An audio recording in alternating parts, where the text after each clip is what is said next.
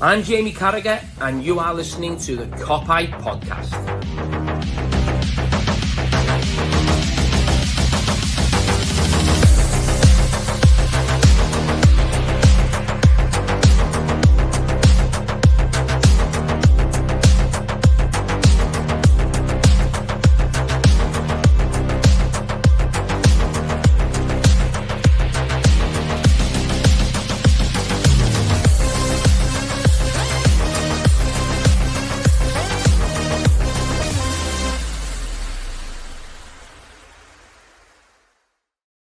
What is happening, everyone? Welcome back to the Pint podcast and Pod on a Pint, episode 4. We are in Shenanigans once again, on the Guinness once again. Why not? Lad. Cheers, lad.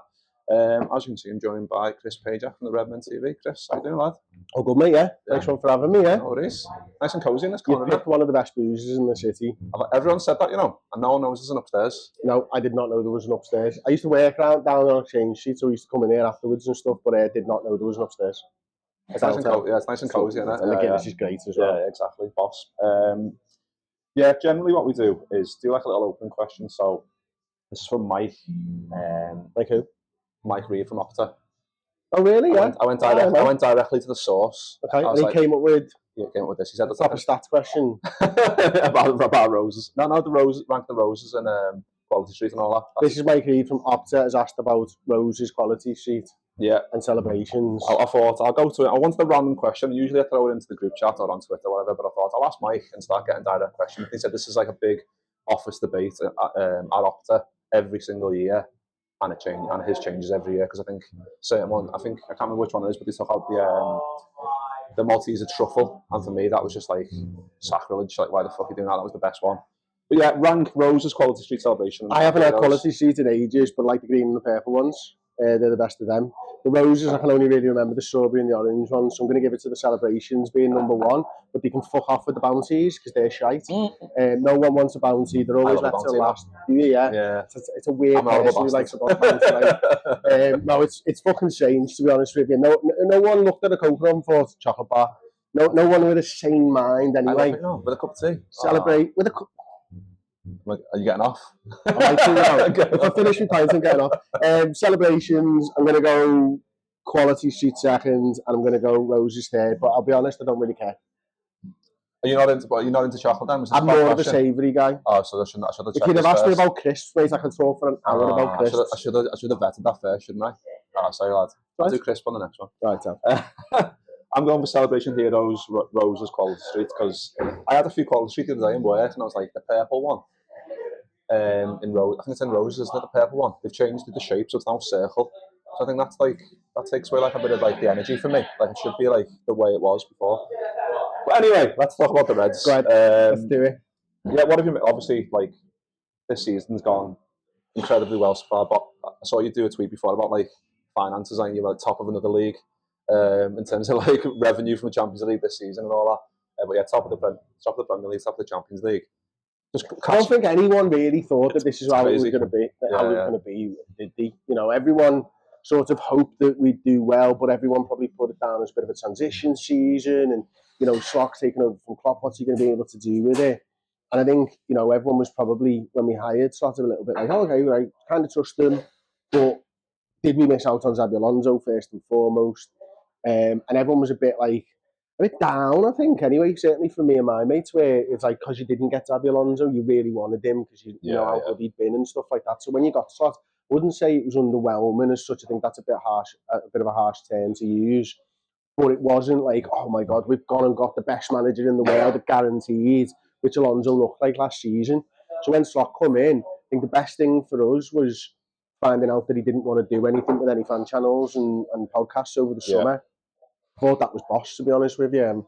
You know, just head down. I'm here to coach the side. This is what we want to do. And you can see the similarities, obviously, and the differences, of course, to Klopp and Slot and stuff. But it is the similarities that I think have made the job easier for him. Yeah. And he's put his own stamp on it, innit? So it's great to see. Obviously, Jurgen said himself at the end of the season, you know, the next manager's job's to fix the defence. Well, Slot's coming in, he's fixed the fucking defence. It's exactly what you wanted, isn't it? Yeah. I think he always mentions this, doesn't he? Slot, he says, big thanks to Jurgen. Like, he always references it, but like, it's funny the way the narratives change. Like, like all like I don't know, it's like reactionary stuff. Like I don't know like what people say online, if they really believe it or not. They're just doing it to get clicks and like farm shit on Twitter and all that, you know, like try and get revenue and all that. But like the narrative felt like to me that it was like Slot's got a massive job on his hands. It's going to be really difficult, and that it was always the Klopp factor. Like the Klopp factor is going to be gone. Like so that what's going to happen to Liverpool? But now the narrative is he's been given a golden squad, and of course he was going to do this. It's easy. I just think it's funny the way the narrative changed when you start to see. Well, the narrative always changes, doesn't it? Because obviously people don't want to be made to look stupid, so they change the narrative so that it's sort of more in keeping with how it is at the moment and stuff.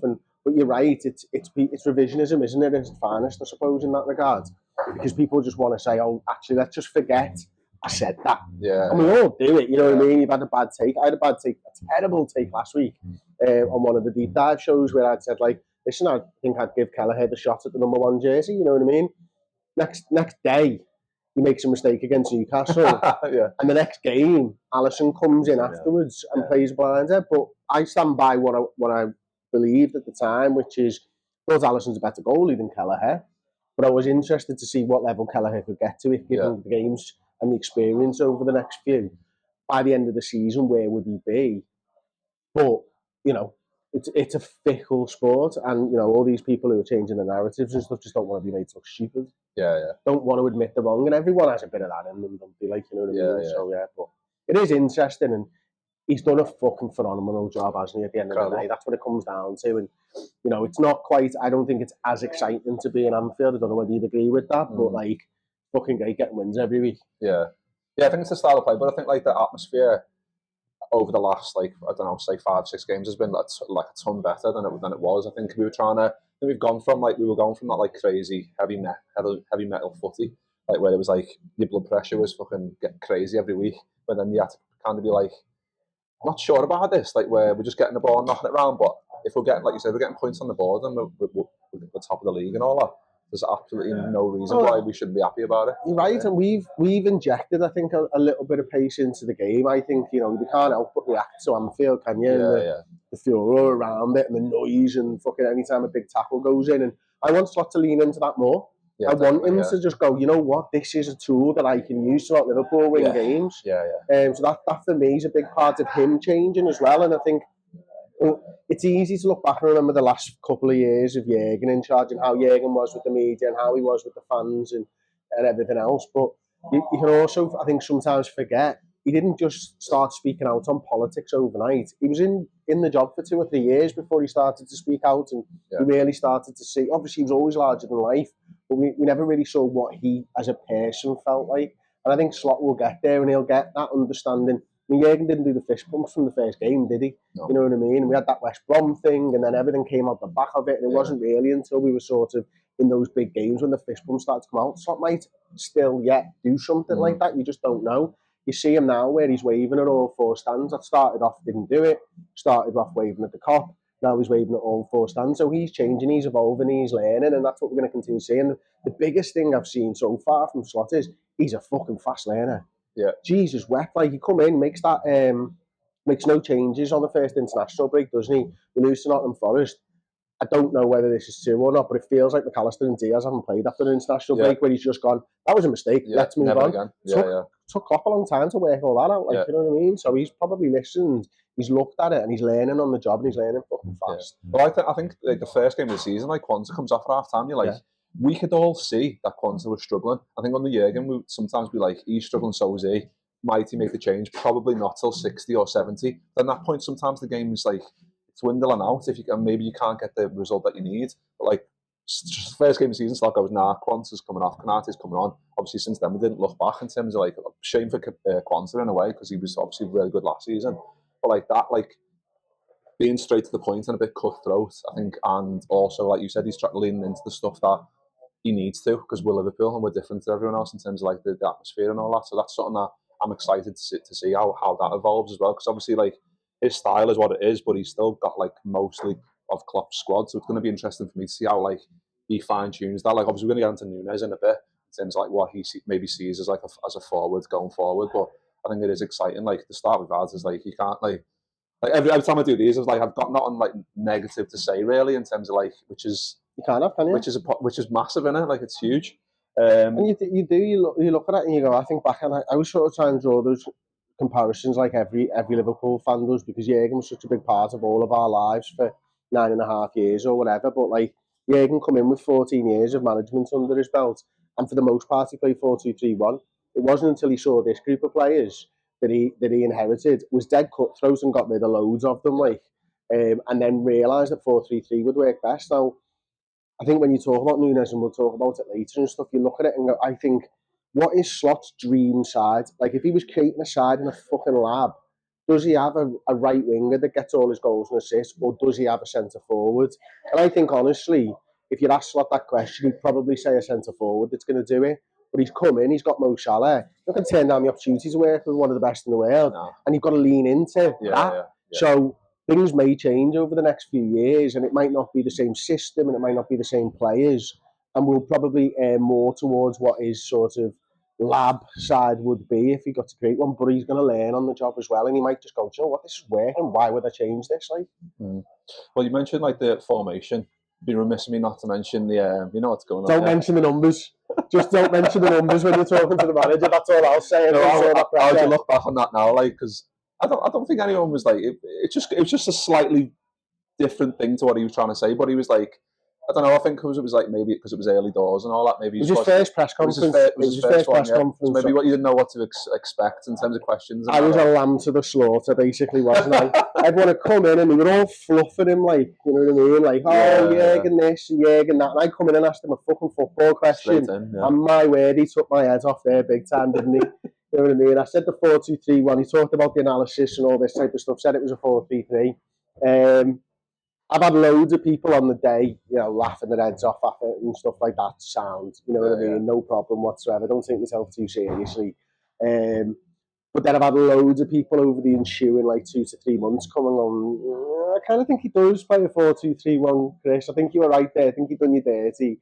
And what I've sort of come to the realisation is, I think we might look at it and see a 4-2-3-1, but he sees a 4-3-3 because, you know, when you see that fluidity between players, and you've got a DM and a player alongside him, and maybe an 8 or a 10 or whatever, those three will swap positions. Yeah. The 10 isn't swapping positions with the right winger. The right winger can swap positions with the 9. So I think he thinks about them as units of threes. Yeah. And I think that's why he said 4-3-3. I will probably stand by what I said and say it looks like a 4-2-3-1 to me, though. Yeah. You know what I mean? Yeah, because I think that's like a triangle, isn't it? It's like the two that are sitting, and then there's Zobstai who doesn't like. He's just basically running everywhere, isn't he? He's like he's the 10 number 10. Yeah, speaking of like Liverpool starting really well, let's talk about Girona a little bit then, because 1-0 win. It was a bit of it wasn't a great watch by any means, but 6 wins out of 6, incredible start. And yeah, like we said before, like still top of the league going into the Christmas period, with there's loads more games coming up. But yeah, what do you think of Girona? I think it was a bit of a mad game, weren't it? It was like they were like getting a lot of chances, and like Slot's presser after the game he obviously demands high levels, and if he doesn't get that, he's gonna say it. And I fucking love that, you know. I fucking love that he's just gonna come out and go. I think like Klopp would be like maybe sugarcoat it a little bit for the media and maybe tell them as it is in the dressing room, but he kind of just goes to it. I think the players have obviously like got to like have obviously already adapted to that, because we haven't seen like a decline in like playing style or like performances. So I think they've kind of got on board with the way he is as well. Yeah, I think for me, I sort of imagine what I would be like, and I would want someone to tell me the truth. And it's like he's taking the truth serum from Harry Potter, isn't it? Like, you know, he just can't tell a fucking lie, can he? Slot. So if someone asks him it, he's going to tell you what he thinks. If he disagrees with you, he's going to tell you, a la the 4-2-3-1 press conference thing. But if he agrees with you, he's going to tell you, and he's going to explain it as well. Like, so I really like that. I love the fact that he's just dead open and honest. I think the players will get something out of it. And that's not to say that the previous manager wasn't. I think he was. But I think he did it in a way where the players probably knew he was protecting them, and they probably enjoyed that. Whereas Slot, I think it's a bit of a like, book your ideas up, lads. You know what I mean? Because I think when something comes so easily, and to be honest, it looks like it's come easy to us at the moment, doesn't it? The Premier League and the Champions League, through to the semis of the Cup and all that type of stuff. You want to keep them on edge, don't you? You know what I mean? That might be different if we were in a battle for 4th or 5th. And you're trying to G everybody up, but he's trying to bring them back, probably, isn't he? Where he's like, you know what? You've got to keep working hard. Take your foot off the gas for a second, and a side like Girona can punish you. First half I thought was a bit mental. It was like a bit basketball-y, wasn't it? Yeah. Second half was just turgid, man. It was a hard watch, wasn't it? Like, you know what I mean? It was. Few problems. I wasn't too surprised because I think we do play better when we play 2 games a week. Yeah. But we definitely needed the break for the Everton game, didn't we? Because we looked leggy against Newcastle. Yeah, massively. Yeah, I think it's one of them, innit? Like, because you need the break, but then you also need the game. So you need the rhythm of the games, don't you? It is a weird one to kind of navigate, isn't it? Because I think after, like the Gravenberch in the Newcastle game, dead on his feet, but he's been playing like loads of minutes, and maybe he's not used to that in a Liverpool shirt. But you mentioned Mo Salah before, like Slot would obviously be very happy to keep him and all that stuff.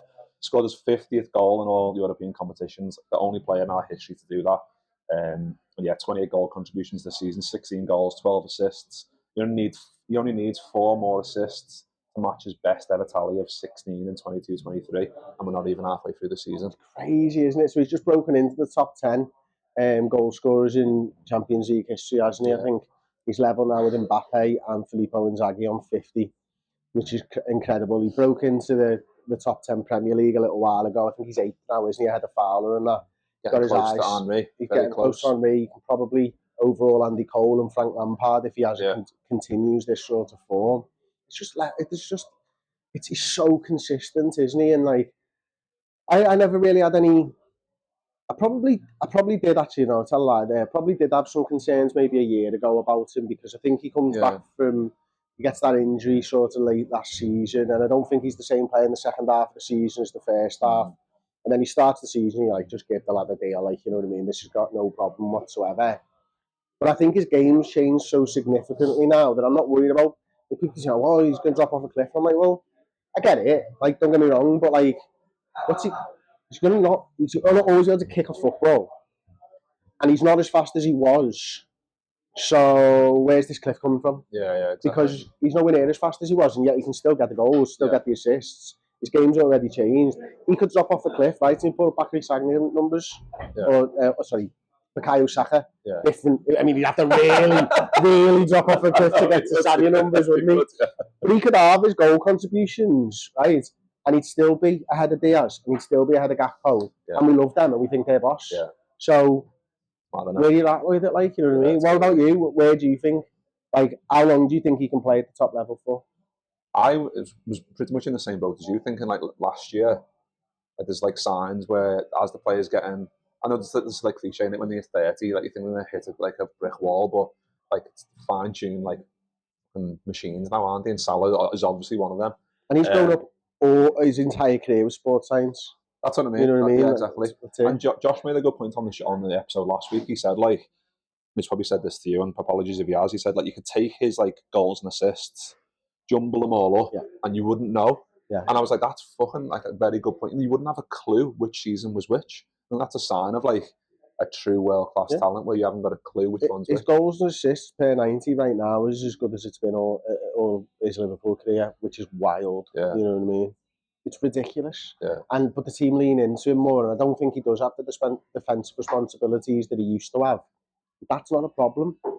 You know, Lionel Messi never had defensive responsibilities. Erling Haaland doesn't have defensive responsibilities in the same way. Mo still does it, but he's not one of those where, I'll be honest, I thought he did a good job of running around under Jurgen in the early years. I never thought he was good at winning the ball back. No. He'd just put pressure on. Yeah. And he'd force the ball somewhere else. He'd never... Firmino would win the ball back. Mane would win the ball back. Salah would functionally do what they asked. So I don't think it was a big part of his game anyway. That's what I mean. So it's not like he's like we're missing a piece of Mo Salah. And because of Szoboszlai and Jones and their work ethic and relentlessness, you've got people over there who can do the running for him anyway if you need him to. And he does have that willingness to get back. You still see it. Yeah. It's just we don't press in the same way anyway, do we anymore? Yeah. It's not like a relentless front three press. It's get to the edge of the penalty area, get the pitch a little bit smaller, and then press when the opportunity is there now. And that suits Salah in his age better, I reckon. Yeah, definitely. Well, speaking of the front three, we've got to talk about Darwin Nunez because it feels like every person that is alive today has got an opinion on Darwin Nunez. Everyone's got an arsehole and everyone's got an opinion on Darwin Nunez. It is literally. Where did you stand on it? Because I spoke to Josh about it last week, and I think I spoke to every person on these shows so far, and I just think it's like I've saw some people saying he's becoming like a bit of a laughing stock. I'm like, I'm not quite sure, because why are you bothered about what other fans think anyway? In terms of like other clubs, I don't give a fuck what like Arsenal or Chelsea fans think of Darwin Nunez. Why would I? But like, what are your thoughts on him? Like in terms of, because I think Josh said something along the lines. I was like, he's probably said to you as well, like that. He's probably maybe on his way out. He was a Klopp signing and all that, so he doesn't maybe fit what Slot wants. But then he doesn't really get involved in terms of like the ball. Like he's not touching the ball that much. But when you want him in the areas, you want him in front of goal, you want him running on stuff, you want him in the channels. Like you want him not really dropping into those areas where it's congested, because he's not. That's not the type of player he is, and that's maybe why we're looking like the likes of a João Pedro or whatever going forward. But what are your thoughts on him? Listen, I think, from a footballing standpoint, I want anyone in a red shirt to do fucking brilliantly. And I'm not into the abuse and all that type of stuff. And I've never met anyone in real life that thinks otherwise. Yeah. I think every Liverpool fan thinks the same. If they're pulling on a red shirt, you fucking support them. I love the fact that he works his arse off every single time he takes the field to try and get Liverpool a win. But I have, for the last 18 months, not thought he was good enough to be the striker that leads the line for Liverpool. And that's not... that doesn't mean every time he goes on the field I want to be proved right. I want him to prove me wrong, because that's what the best part of being a football fan is, isn't it? Seeing someone prove you wrong and going out there and proving that they're good enough to do it. It's why my favourite players that have ever played for Liverpool are like Jamie Carragher. Not the greatest technician that you've ever seen, but someone who worked so hard for it. I respect a lot more. Like, it's why, it's just those. I love those types of players. But when I think about Nunez, I just don't think he's good enough up front. Like, I think for a signing to work, you need loads of factors to go right. You need to settle. You need to pass the language barrier really quickly, which I don't think he did. No. By all accounts, Jürgen was a little bit annoyed how little he worked on his English over the course of his time there. You need to get him with the squad, which I think he does. You need to show the work ethic, which I think he does, admirably so at times. But also, there's a pressure that comes with playing up top for Liverpool, and you don't get that at Benfica. He had one outstanding season where he outperformed his XG by about 7 goals or whatever. But that was an outlier. I think Liverpool thought that was the leap, where this is going to be his level. And I think what we've seen is a regression to where it was prior to that season. So for me, I don't think he suits our style of play either. I think what you need is, when you're getting 15, 16 touches a game, you need someone to be fucking lethal and switched on. And unfortunately, he's just not that type of a player, where he probably needs 5 or 6 shots. Last year, on average, he was having about 5 or 6 shots a game. This year, he's having 2.5. He's still scoring at the same clip. So he's still missing chances at the same rate, but he's not getting anywhere near as many chances. Therefore, his goals have gone down. And I think he'd be lethal. And I saw this on a comment on one of our videos. And I fully agree with that. And apologies, I don't know the person's name. It's not my theory, it was somebody else's. They said he'd be lethal for Atletico Madrid. Them where you just fucking get loads of space because Atletico will sit back, and then one ball over the top and Nunez is on there all day. Yeah. That's the type of club I think he'll need to do brilliantly in. And maybe like a Milan or something like that who does that. But Liverpool dominating the ball, and you need someone clever who can find a half a yard of space in the box and stuff like that, don't you? And it's just not his strength, and it's not his fault. He's got strengths. They just don't, I don't think, marry with our squad and our manager. Yeah.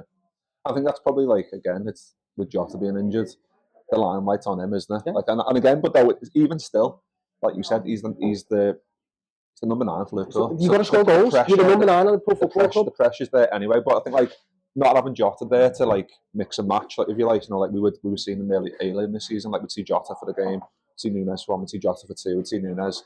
That you can kind of mask that a little bit by having Jota in there who puts the ball in the back of the net, but more often than not, he's proved to be that he's very injury prone. So then we're seeing Nunez thrust into this position where then you've got to try and, like we've seen Diaz go in there and do well, we've seen Gakpo go in there now, and like, well, not much really under Slot. We've seen it in previous regimes under Klopp, but we haven't seen it under this current one. The fact that Diaz played the 9 against City tells you. I think it says it all, doesn't it? I think that's part of it. Here's a question for you. We've been debating this in the office over the last few days.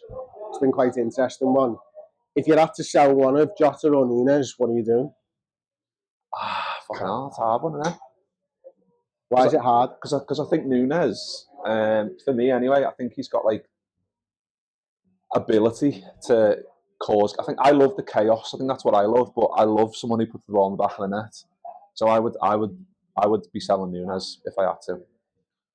Why I think it's hard, and I agree it is hard, is do you want Nunez, whose availability is fucking excellent, or do you want Jota, who's good but never fit? Yeah. So it's like it's the I'll decide between that. Unless Slot just goes both, get rid of both and start fresh. Which that's how you make. That's a big dick fucking thing, innit? That's on the table, basically. Yeah. Said I wasn't going to smack the table, and I did. Oh well. Sorry if the camera moved around a little bit. You've got to do it once. I needed to emphasise the point. Slap it on the table. Yeah. That makes my side, doesn't it? A centre forward. It's the one way that you can go. This is an Arne Slot side. Yeah. Bang, big centre forward. January 2025. Yeah. Move forwards. Here we go. Like I think he'll do it, and I think he'll probably keep one of them. I think Jota's a better fit for what we want to do, but if he's not available, then what are you gonna do? Yeah, because I mean, we've seen Nunez like over on the left, and I think he's good at running channels, but I don't know. I just like stylistically for what we're trying to do right now. But I agree with you. I don't think it quite fits, and I think Jota does a bit more because he can play on the left. We've seen him on the right like last season or season before a couple of times. Didn't really fit, but in terms of a left and a striker, he puts the ball in the back of the net. That's what you want, but he's never fit, and Nunez vice versa at the minute. So it is a difficult one. It is a difficult one, but I would like to see him just go. If you want to cut your losses, and it wouldn't surprise me now because we know what the type of man Slot is now. He's probably being really honest, but like with I was really surprised in a way, like with the Keller at Allison stuff. Keller was absolutely smashing it, and he kept getting asked what's going on with like forward thinking. Who's going to be number one? I've always said Allison's been number one. It's like Keller's obviously listening to that and like.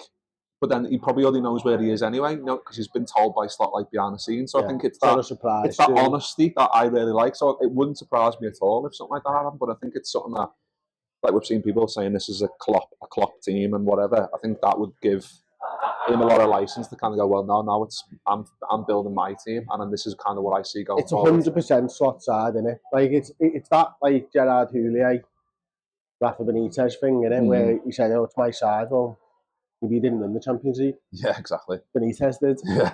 And if we win trophies this season, they ain't going on Slot's CV. Klopp's CV. They're going on Slot's. Yeah, exactly. No matter who built the sides, I'll tell you this for free. Jurgen Klopp did not want to play Ryan Gravenberch at the base of a midfield three. Yeah. And Slot's done it, and he's got a tune out of him, and he's looking brilliant, isn't he? Yeah. I mean, apart from the obvious of Mo Salah, is there anyone that's up there with Ryan Gravenberch for Player of the Year? Van Dijk maybe. Yeah, Van Dijk maybe. Yeah. It's Salah and Gravenberch, isn't it? Really. Yeah. Yeah, I think there's obviously there's quite a few like have done really well, like Kanate and Kelleher and